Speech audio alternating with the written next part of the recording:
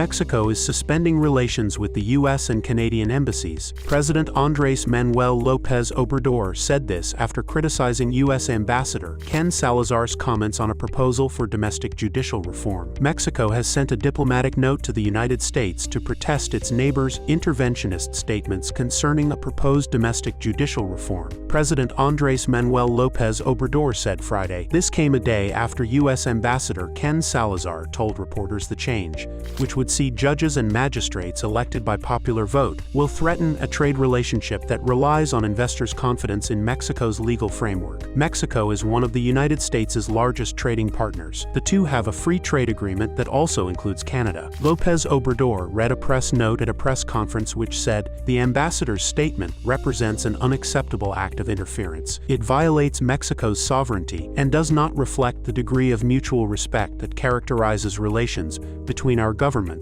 Salazar had said the proposed change could pose a major risk to the functioning of Mexico's democracy. It could make it easier for cartels and other bad actors to take advantage of politically motivated and inexperienced judges. Canada's ambassador to Mexico, Graham Clark, also underlined investor unease during a meeting with the Canadian Chamber of Commerce Thursday. "My investors are concerned. They want stability. They want a judicial system that works if there are problems," he said. Mexico's judiciary is independent, with its own mechanisms for appointing judges. In the case of the Supreme Court, lawmakers vote from among candidates proposed by the president. The judicial reform proposal will be put before the session of Mexico's ruling party-controlled legislature that begins on September 1st. Earlier, hundreds of people took to the streets of Mexico City at night, holding candles, to protest a controversial constitutional reform pushed by the government that calls for the popular election of judges and magistrates. In this nationwide protest, judicial workers, judges, and magistrates argue that the reform eliminates the judicial career by replacing promotion with election to the position of federal judge.